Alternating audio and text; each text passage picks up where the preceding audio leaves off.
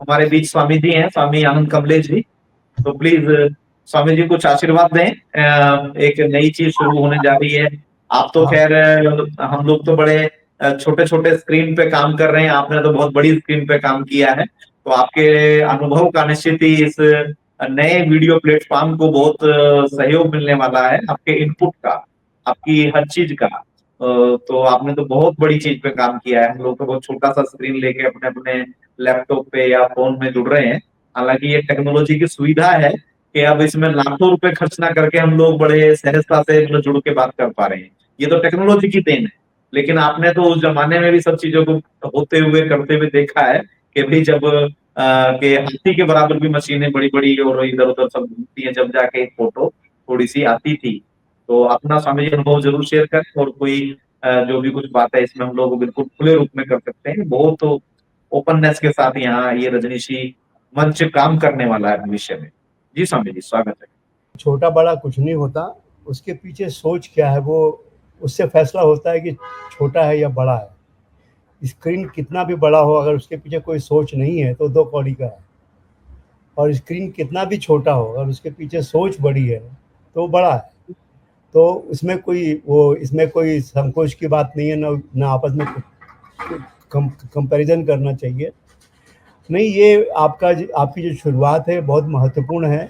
और बल्कि मैं तो कहूँगा, शायद ये एक तरह से आपका सौभाग्य है कि मैं उन थोड़े से लोगों में हूँ जो युक्रांत के मेंबर थे।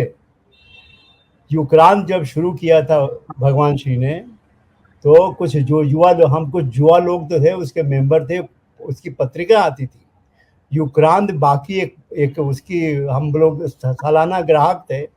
और युक्रांत में भगवान के प्रवचन और उनके बारे में अज्ञेय भारती के संस्मरण छपा करते थे। तो युक्रांत ये एक बड़ी महत्वपूर्ण भूमिका थी भगवान के काम में शुरुआत में, खास तौर से युवकों को जोड़ने के लिए। उसके साथ एक जीवन जागृति केंद्र था, मगर उसका काम था मुख्य रूप से भगवान के जो डिस्कोर्स हैं वो अरेंज करना, कहाँ कहाँ क्या करना। मगर युवक क्रांति दल जो था, खास तौर से विशेष रूप से युवकों को भगवान से जोड़ने का कार्यक्रम था। और बाकायदा उसमें लोग बनते थे मेंबर। और हमारी हर संडे को मीटिंगें होती थी, जहाँ भी जगह मिले, किसी के घर में या किसी के ऑफिस में। लाइब्रेरी थी, क्योंकि ओशो की किताबें, भगवान की किताबें बहुत सस्ती थी, फिर भी सब लोग अफोर्ड नहीं कर पाते थे। तो हमने बनाई थी, एक ऑफिस में लेके बनाई थी लाइब्रेरी, कि जो लोग भगवान की किताबें अफोर्ड नहीं कर सकते खरीदना, वो उसमें से निकाल के पढ़ सकें। तो बहुत से जो युवा लोग थे, युग क्रांति के मेंबर, वो किताबें लेके वहाँ वो बैठ के पढ़ते थे बाकायदा। और हर इतवार को हमारी मीटिंगें होती थी। तो ये बड़ी अच्छी शुरुआत है विद विचार। और मैं तो कहता हूँ कि ये एक ही क्यों चैनल, एक टीएनसी है और एक ये है, बल्कि ऐसे हजारों टीवी चैनल होने चाहिए। भगवान की जो ऊर्जा है, उनका जो संदेश है, उनकी जो देशना है, वो इतनी विशाल है, इतनी महती है। ये दो चार छोटे छोटे जो टीवी चैनल हैं, यूट्यूब चैनल, उसमें उसी में उसमें समाहित करना बड़ा मुश्किल है। तो उनके इतने आयाम हैं, भगवान के की देशना के इतने आयाम हैं कि हर आयाम पे एक अलग अलग पूरा हो सकता है एक यूट्यूब चैनल। जैसे मान लीजिए भगवान के जो विचार है शिक्षा पे, तो सिर्फ शिक्षा पे जो भगवान की देशना है, उस पे एक अलग पूरा यूट्यूब चैनल बन सकता है। या और जो क्षेत्र है, स्त्रियों पे क्या विचार थे भगवान के, युवा भारत के लिए क्या विचार थे, राजनीतिज्ञों के लिए क्या विचार थे, धर्म के लिए, संस्कृति के लिए क्या विचार थे। तो भगवान ने इतने आयामों में अपनी अपनी ये देशना दी है और अपना संदेश दिया है कि हर आयाम पे एक एक यूट्यूब चैनल शुरू किया जा सकता है। तो एक टीवी चैनल पे सारे आयामों को समाहित करना इतना आसान नहीं है। और फिर भी आपने शुरुआत की, इसके लिए बहुत बहुत शुभकामनाएं। और ये बहुत अच्छी शुरुआत है, और मुझे उम्मीद है कि आप सफल होंगे। और इसके लिए हमारी ओर से जो योगदान हो सकता है, हम बिल्कुल आपका सहयोग करेंगे और आपको हमारी शुभकामनाओं के साथ जो है, और फ़ोन पर तो हमारी बातें होती रहती है विद विचार, जी और जब जी। भी आप चाहें तो आपका जो ये मंच है, यूट्यूब चैनल, इस पे भी हमारी बातचीत जब भी आप चाहें हो सकती है। कोई भी विषय हो, कोई भी आयाम हो ओशो की देशना का, उस पे हम लोग बात कर सकते हैं। और अच्छा हो कि आप ये करें, एक एफर्ट करें, एक प्रयास करें कि आज ओशो जगत में जो हो रहा है, अभी जैसे मैंने कल आपसे फ़ोन पे बात की, वेद विचार की, भगवान की जो बगिया है, इसमें बहुत सारे खरपतवार, झाड़ झंखाड़ उगाए हैं। सबके अपने अपने रजनीश हैं, सबने अपने अपने रजनीश बना लिए हैं और उसके हिसाब से अपने अपने अर्थ निकाल रहा है। और जिनका अभी शिष्य होना नहीं पूरा हुआ, वो लोग गुरु बनने की जल्दी में है। और ये भी हो रहा है ओशो जगत में। ये भी एक आयाम है और ये संकट की बात है। संकट की बात यह है क्योंकि भगवान ने सावधान किया था कि बुद्ध पुरुष संसार का हिस्सा नहीं होता, मगर जो संस्था खड़ी होती है बुद्ध पुरुष के आसपास, वो संसार का हिस्सा होती है। और संसार के जो भी दुर्गुण है, जो भी बुराइयां हैं या खामियां हैं, वो उसमें शामिल हो सकती हैं। और वो हो रहा है, इस वक्त हो रहा है, ओशो जगत में हो रहा है। तो हमें उस ओर भी ध्यान देने की ज़रूरत है कि जो खरपतवार और ये झाड़ झंखाड़ उगा रहे हैं भगवान की बगिया में, इसको कैसे निकाला जाए और कैसे भगवान की मूल देशना को भविष्य के लिए बचाया जाए। हमारी सबसे बड़ी जिम्मेदारी ये है। हाँ, खास तौर से जो भगवान की जो जो पहली पीढ़ी के सन्यासी हैं, हम जैसे लोग, अब हमारे पास कितना समय है? मैं खुद 80 के आसपास हूँ। मेरे ख्याल है अधिकतम सन्यासी जो है, जिन लोगों ने उस समय सन्यास लिया भगवान से, वो सब 70 और 80 के बीच में होंगे, कुछ 80 के पार भी होंगे। हमारे पास समय कितना है और हर दिन बीता जा रहा है।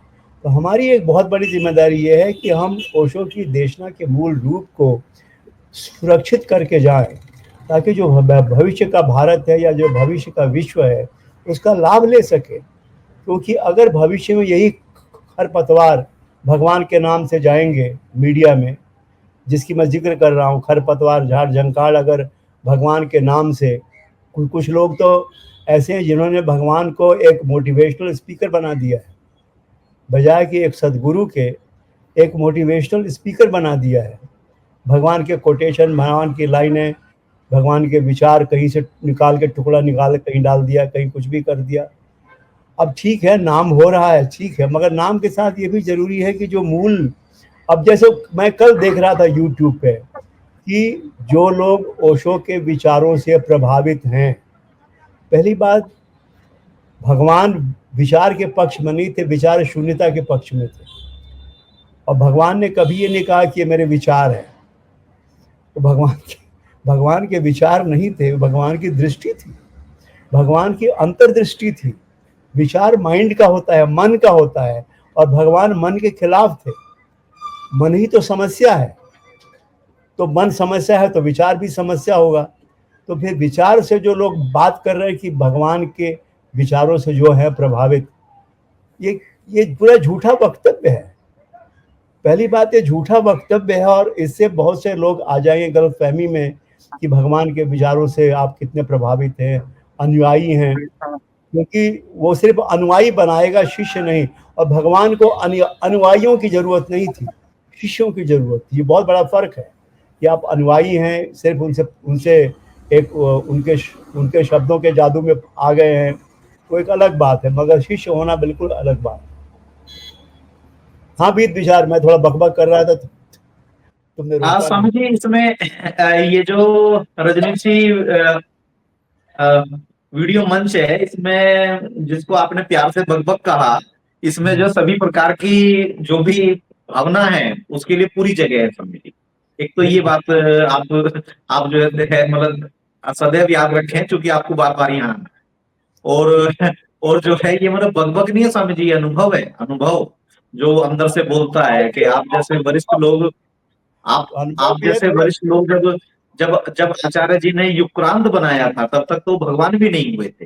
हाँ तो बिल्कुल। युक्रांत तब बनाया था, आप तो तब से उनके साथ चले हैं। मेरे पास अभी भी युक्रांत के कुछ इश्यूज पड़े होंगे, युक्रांत की प्रतियां जी मेरे पास अभी भी एक ज्योति शिखा पत्रिका आती थी और एक युक्रांत आता था।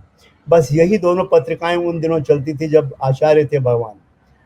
तो अभी भी मेरे पास कुछ अंक पड़े होंगे ज्योति शिखा के या युक्रांत के, जी मुझे एक देखना पड़ेगा, ढूंढना पड़ेगा। जी ढूंढिएगा। एक छोटी सी इंफॉर्मेशन मतलब शुरू में बताने से थोड़ा सा वो मिस कर गए। तो स्वामी आनंद ध्रुव जी हैं प्रयागराज से, जहां आपका बचपन पूरा बीता है, आप जानते होंगे। मुझे मालूम है, नाम से तो परिचित हूँ। बड़ा सौभाग्य है कि आपसे एकदम दोबारा मुलाकात हो गई या इस टीवी जी चैनल पे। और अच्छा है कि वहाँ पे कुछ कुछ सक्रियता हो, सन्यासियों की कुछ एक्टिविटी जी हो। जी जी हाँ। जो हाँ जी। खरपतवार वाली बात कही है, हाँ, इसको बजाय जनरलाइज करने के थोड़ा सा स्ट्रीमलाइन भी कर दीजिए कि किस तरह का खरपतवार। जैसे बताता हूँ। आजकल टूरिज्म बहुत चल रहा है हाँ, और अब जैसे हाँ बिल्कुल, अभी क्या हुआ है कि बहुत से जो सन्यासी हैं शिविर के नाम पे वो टूर ऑपरेटर बन गए हैं कि अब भगवान जी का मेरा सिर्फ थाईलैंड में हो सकता है, थाईलैंड में या ऐसे कुछ आकर्षक जगह पे। अब ये मुझे समझ में नहीं आता कि क्या ये आइडिया जो है भगवान को नहीं आया होगा कि शिविर ऐसी जगहों पर रखे जहाँ लोग आना चाहें, जो एक टूरिस्ट स्पॉट हो। अब कोई थाईलैंड लेके जा रहा है, कोई कहीं लेके जा रहा है, कोई कहीं लेके जा रहा है। दूसरी बात ये कि जिन अभी जिन लोगों का ध्यान तक गहरा नहीं हुआ, क्योंकि उनके वचनों से मालूम पड़ता है कि उनकी कितनी गहराई है। वो जो बोलते हैं उसमें मालूम पड़ जाता है कि वो उनका लेवल क्या है। और जिनके अंदर अभी ध्यान की गहराई तक नहीं संभव हुई है, वो गुरु बने हुए हैं, उनके शिष्य हैं। और चूंकि गुरु खुद भटका हुआ है तो बेचारे शिष्यों का क्या हाल होगा आप अंदाजा लगा सकते हैं। अब कोई है कि वो गुरुजीएफ के पीछे पड़े हुए हैं। अब गुरुजीएफ के लिए पूरा सम्मान है, मगर हम भगवान के शिष्य हैं और भगवान ने सैकड़ों ध्यान की विधियां दी हैं। पहले आप उनको तो निपटाओ, पहले उसके बाद गुरुजीएफ के पीछे पड़ो। पहले भगवान को निपटा लो, उनकी सारी विधियां आजमा लो, देख लो ट्राई करके कुछ होता है कि नहीं होता। अब वहां अगर जो आप फेल हो जाए फिर गुरुजीएफ के पीछे पड़िए या किसी और गुरु के पीछे पड़िए। मगर नहीं, वो अपना अपना जो अपनी अपनी अलग पहचान बनाने के लिए कि हम थोड़े भगवान से अलग हैं या हम बाकी भगवान के सन्यासियों से थोड़ा अलग हैं, विशेष हैं, और हमने कृष्णमूर्ति को भी पढ़ा है और गुरुजीएफ को भी पढ़ा है और ये किया है और वो किया है। तो ये सब अपनी ये अहंकार यात्रा है और कुछ नहीं। ये अपने अपने अहंकार को स्थापित करने की पूरी कोशिश है और हमें सजग रहने की ज़रूरत है ऐसे लोगों से जो भगवान के कम खुद के ज़्यादा हैं। और हम जो हैं, हमारा खुद कुछ नहीं है, हम भगवान के विजिटिंग कार्ड हैं। मैं बार बार कहता हूँ ना कि हम भगवान के विजिटिंग कार्ड हैं। वो स्वयं तो शरीर में नहीं है, मगर अब उन्होंने ये तय किया है भगवान ने कि अब हमारे शरीर का उपयोग करेंगे, हमारे शब्दों का उपयोग करेंगे, हमारे हाथ पांव, हमारे व्यक्तित्व का उपयोग करेंगे। तो हम जब समाज में जाते हैं, अगर हम इतना ही ख्याल रखें कि हम भगवान के विजिटिंग कार्ड हैं, तो बहुत सी गलतियां होनी बंद हो जाएंगी। क्योंकि हमको देख के जो समाज है वो ये तय करेगा कि भगवान क्या थे। क्योंकि हम विजिटिंग कार्ड है, विजिटिंग कार्ड से पता चलता है कि आप कहाँ से आ रहे हैं, आप हैं किसके रिप्रेजेंटेटिव। आप और आपके अंदर को अगर कुछ हुआ है तो सामने वालों को भी मालूम पड़ता है, असर पड़ता है उसका। तो ये है कि भगवान ने तो अपने आप को हमारे अंदर निवेश कर दिया है। भगवान हैज़ इन्वेस्टेड हिमसेल्फ इन अस। हम भगवान के इन्वेस्टमेंट हैं और ये हमारा बहुत बड़ा दायित्व है कि हम उस इन्वेस्टमेंट का क्या क्या उत्तर देते हैं भगवान को। व्यापार में जैसे इन्वेस्टमेंट होता है उसका फल मिलता है, सूद ब्याज वगैरह जो भी है। अब ये हमारे ऊपर है, हमारी जिम्मेदारी है कि भगवान ने जो हम में इन्वेस्ट किया है, हम भगवान को उसका क्या फल देते हैं। ओशो तो सब कुछ दे के गए, उन्होंने कुछ भी नहीं छोड़ा, कुछ भी नहीं छोड़ा कि कुछ तो रह गया हो कि चलो यार ये रह गया है अगली बार कोशिश करेंगे। नहीं, भगवान ने कुछ भी छोड़ा नहीं किसी के लिए, सब दे दिया है। और अब ये हमारी जिम्मेदारी है, हमें शिकायत करने का कोई हक नहीं है कि भगवान ने ये नहीं किया या वो नहीं किया। हमें शिकायत करने का कोई हक नहीं। अब अभी कल मेरी फ़ोन पे बीत विचार से बात हो रही थी। मैंने एक व्हाट्सएप मैसेज भेजा था कि शिष्य जो है वो गुरु को धोखा क्यों देते हैं। एक आर्टिकल था, मुझे किसी ने भेजा था, क्योंकि ये मेरी चिंता थी कि उदाहरण के लिए जो OIF के हैं ट्रस्टी हैं, मुकेश शारदा हैं, अमृत साधना हैं, देवेंद्र है, योग प्रताप हैं, सब लोग हैं, ये सारे मित्र ही थे हमारे। हमने साथ साथ यात्रा शुरू की थी। मुकेश शारदा रोज बॉम्बे से हर शुक्रवार को रात की ट्रेन पकड़ के पूना जाता था, हमारे साथ वहाँ ध्यान करता था, और सोमवार को हम वापस लौट के ऑफिस जाते थे, और बीच में कभी कभी शिविर भी करते थे पूना 1 के टाइम पे। अमृत साधना वो भी मित्र थी। इन सारे लोगों ने जिन्होंने ध्यान तो किया ही होगा और भगवान के साथ इतना समय बिताया है, वो कैसे ये हिम्मत कर सकते हैं कि बयान दें अमेरिका की कोर्ट में कि भगवान उनके एम्प्लॉई थे। कैसे ये हिम्मत कर सकते हैं कि इंटरनेट पे घोषणा कर दें कि भगवान सिर्फ एक ऑथर है, सदगुरु नहीं है। कैसे हिम्मत कर सकते हैं कि उनके जो डिस्कोर्स हैं या उनके जो हैं प्रवचन, उसको एडिट करें। अभी संभोग से समाधि किताब आधी रह गई है, आधी कहाँ गई किसी को पता नहीं। द बुक ऑफ विजडम में से कई चैप्टर गायब हैं। अब ये सारे लोग अपने आप जो सन्यासी थे, वो कैसे हिम्मत कर सकते हैं कि इतना बड़ा धोखा देने की अपने गुरु को। तो मुझे उत्तर मिला, और भगवान ने कहा कि बिल्कुल यही होना था। शिष्य सदा जो हैं, कुछ शिष्य, सारे शिष्य नहीं, कुछ शिष्य सदा अपने गुरु को धोखा देने को तैयार रहते हैं। ये उनका बदला लेना है, क्योंकि उनकी अहंकार को बड़ी चोट पड़ी होती है कि किसी के पाँव पे झुकना पड़े, और उसका वो बदला लेते हैं। चाहे वो जीसस हो, चाहे वो गौतम बुद्ध हो, चाहे वो महावीर हो, चाहे वो सुकरात हो, चाहे कोई भी हो, हर शिष्य अपने गुरु को धोखा देता है। संभावना हमेशा रहती है कि वो धोखा देगा, क्योंकि अहंकार को कभी स्वीकार नहीं होता कि हम और शिष्य हम किसी के आगे झुकें। ये कैसे, मगर झुकना पड़ता है, और उस पढ़ने की कीमत वो बाद में वसूल करता है। खास तौर से या तो सदगुरु की हत्या करके, जैसे हुई है हत्याएं, चाहे वो जीसस हो, गौतम बुद्ध पर भी हत्या के काफ़ी हुए प्रयास, महावीर के पीछे भी उनका शिष्य पड़ा था गोशालक। तो भगवान जो है वो क्यों एक्सेप्शन होने चाहिए। भगवान ने खुद कहा कि मैं खुद क्यों एक्सेप्शन हूँ, मेरे साथ भी ये होना ही है, होता है, होगा। क्योंकि जो संगठन है वो, चूंकि बुद्ध पुरुष खुद संसार का हिस्सा नहीं होता, मगर संगठन संसार का हिस्सा होता है, और शिष्य संगठन में रहता है, इसलिए संगठन की सारी बुराइयां शिष्य में आने की संभावना पूरी है। तो ये जैसे मैंने कहा, जो खरपतवार की बात कर रहा था मैं, ये झाड़ झंखाड़ की, ऐसे बहुत से लोग हैं, बहुत सी चीज़ें हैं, बहुत सी क्रियाएं हैं जो ओशो की मूल देशना से भटकाने का काम कर रही हैं, और हमें उनकी पहचान करनी जरूरी है। संतरा के नाम पे आजकल कुछ भी हो रहा है।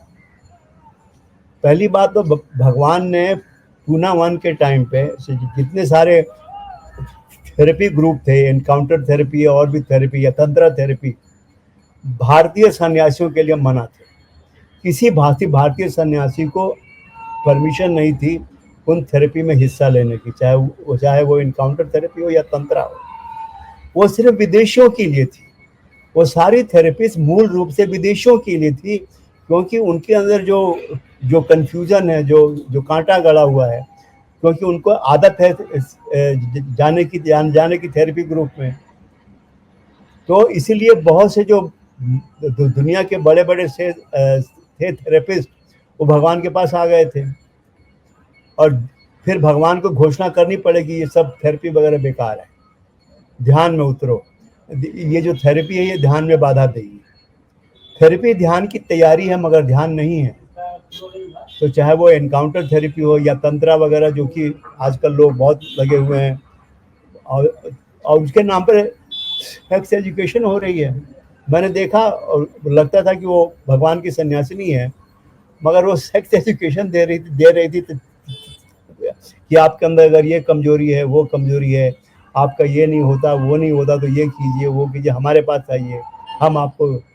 तो महिलाएं जो हैं, सन्यासिनियां जो हैं, अपना दुकान खोल के बैठी हैं, सन्यासी अपनी दुकान खोल के बैठे हैं, और इन दुकानों में वही जो खरपतवार झाड़ झंकार की बात हो रही थी कि ध्यान अभी पूरा हुआ नहीं और गुरु बनने की जल्दी है। तो सबने भगवान को धंधा बना लिया है लोगों ने, और ये नहीं होना चाहिए, नहीं होना चाहिए।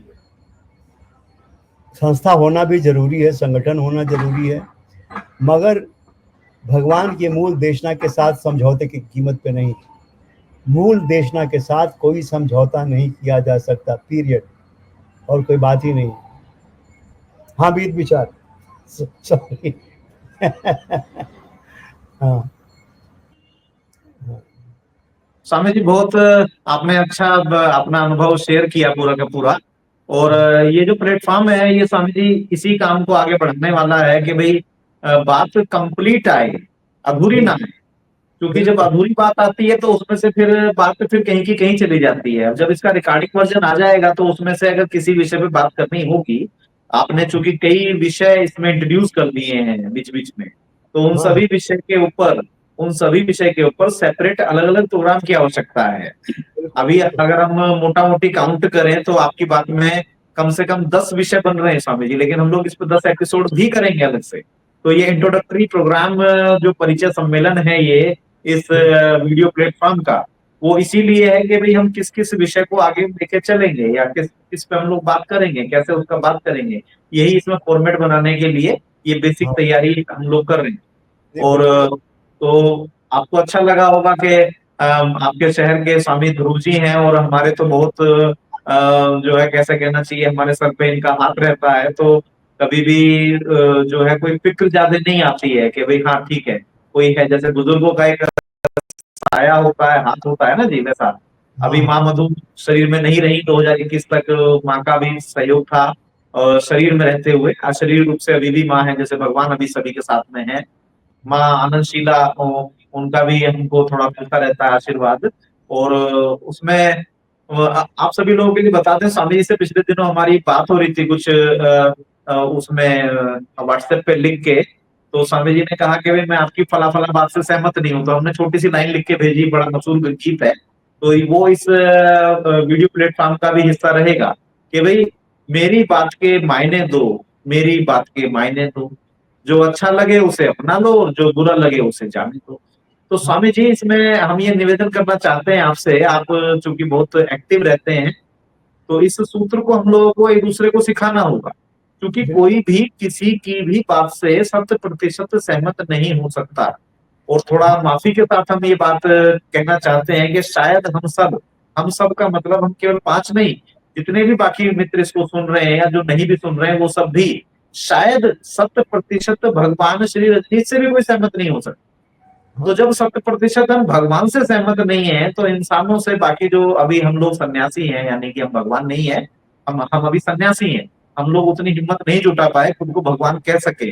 जबकि भगवान श्री रजनीश तो कहते थे कि भी सभी के अंदर भगवान है, सभी भगवान है, मैं तो आपके सोए हुए परमात्मा को नमस्कार करता हूँ, सोए हुए परमात्मा। तो वो जो जागृत जब हो जाएगा तो हम भी भगवान हो जाएंगे, तो हम भी सोए हुए भगवान है। तो लेकिन अभी हम स्वामी या माँ या जो भी अपने अपने नाम के साथ मौजूद हैं, तो हम लोगों की हम लोग जो है जो बात कहें, तो उससे कोई कैसे सहमत हो जाएगा 100%? जैसे बिल्कुल। आपने अभी बात रखी अपनी पूरी की पूरी, इससे हाँ कुछ मित्र सहमत हो सकते हैं और कुछ मित्र असहमत हो सकते हैं, और पूरी बात से तो कोई भी सहमत नहीं होगा स्वामी जी। बिल्कुल और बिल्कुल। मजे की बात यह है कि जो हमारे जीवन साथी होते हैं, स्त्रियों के साथ पुरुष या पुरुषों के साथ जो भी महिलाएं हैं, वो भी एक दूसरे से 100% सहमत नहीं है। हाँ बच्चे तक 100% सहमत नहीं होते। तो इसलिए हम सब लोग इस दायरे को थोड़ा सा और खुलेपन में लाने के लिए तैयार रहें, और इस हाँ बात का ध्यान रखें कि भाई ठीक है, कोई बात पे हम लोग असहमत हैं, लेकिन व्यक्ति से हम असहमत ना हो जाएं। अगर किसी व्यक्ति से आप असहमत हो गए तो आपने बहुत बड़ी चीज मिस कर दी फिर, तो मतलब भगवान को भी मिस कर देंगे। और ऐसा ही भगवान को मिस कर दिया है उन अरबों लोगों ने जो भगवान को नहीं सुन पाए, इस वजह से कि उनके ऊपर कोई टैग लाइन लगी हुई है। राइट। तो ये स्वामी जी थोड़ी सी बात थी, और जो आपने थोड़ी बात रखी वो हम थोड़ा एक एक एक प्रवचन का छोटा सा अंश है, उसको जरा पढ़ना चाहते हैं, जिससे कि थोड़ी बात अच्छी हो जाएगी। तो हाँ स्वामी अजीत सरस्वती जी का ये सवाल है। ये भगवान ने जो बोला है, ये बोला है जी, नाम सुमिर मन बावरे, एक सीरीज थी हाँ प्रवचन की, नाम सुमिर मन बावरे, संत जगजीवन जी के ऊपर ये प्रवचन है। प्रवचन हाँ नंबर 10 है और इसके अंदर प्रश्न नंबर 3 है ये, जो कि 10 अगस्त 1978 में पूना आश्रम में, श्री रजनीश आश्रम पूना में बोला गया, हम्म, चांसू ऑडिटोरियम में, सुबह के समय। हाँ तो सवाल इस तरह से है, भगवान, मैंने कल एक अजीब सा सपना देखा। ये मैं मैं इसमें मैं इस लेक्चर में था मैं वही- जी, हाँ देखिए अब हम उसी को आपको बस याद दिला रहे हैं और आप उसका पालन भी करते हैं। भगवान, मैं कल एक अजीब सा सपना देखा। मैं किसी सभा में बोलने गया था संन्यास विषय पर। आप भी मेरे सामने ही उपस्थित थे। पहले तो मुझे भय लगा कि आपके सामने मैं कैसे बोलूं, लेकिन जैसे ही मैंने जाना कि मुझे तो अनुभव की बातें कहनी है, सारा भय चला गया और मैं बिना संकोच बोलने लगा। आप भी सिर हिलाते रहे, इससे धैर्य बैठा। तो इसका जवाब भगवान कुछ इस तरह से दे रहे हैं, भगवान के शब्दों को हम वाणी देने का प्रयास कर रहे हैं, दुस्साहस कर रहे हैं। अजीत, संकेत तो बहुत स्पष्ट है, मेरे प्रत्येक सन्यासी को मेरे लिए बोलना है, मेरे प्रत्येक सन्यासी को मेरी आवाज बनना है। तुम्हारे कंठ मुझे दे दो, तुम्हारे हाथ भी मुझे दे दो, क्योंकि जो मैं कहना चाहता हूं वह हजारों कंठों से कहा जाए तो ही पहुंच सकेगा, और जो मैं करना चाहता हूं वह हजार हजार हाथ करें तो ही हो सकेगा। तुम्हारे हाथ ही मेरे हाथ होने चाहिए और तुम्हारे कंठ मेरे कंठ होने चाहिए। ऐसा भगवान ने हाँ विश्वास विश्वास जताया हम लोगों के बीच में। और ये जो रजनीशी प्लेटफॉर्म पूरा तैयार हो रहा है, इसमें उसी की कोशिश की जाएगी कि भी किसी का कंठ पंचम स्वर में गाता होगा, किसी का कोई पहले स्वर में ही गाएगा, कोई सप्तम स्वर में गाएगा। तो जो भी जिस स्वर में गाना चाहे उसको यहाँ स्पेस मिले और उनकी बात को सुना समझा जाए और रिकॉर्ड किया जाए, ताकि वो भविष्य के लिए अवेलेबल बने। तो ऐसा इसके पीछे स्वामी जी सोच है इस रजनीशी प्लेटफॉर्म के सामने, जिसका आपको इनविटेशन गया और आप समय निकाल के आए। आपने कोशिश की थी पिछली बार भी आने की, पर नेट की वजह से और हम लोगों की टाइमिंग का कुछ ऐसा हो गया था कि हाँ उसमें ज्वाइन नहीं हो पाए आप। लेकिन अच्छा लगा आज आप दोबारा वापस आए।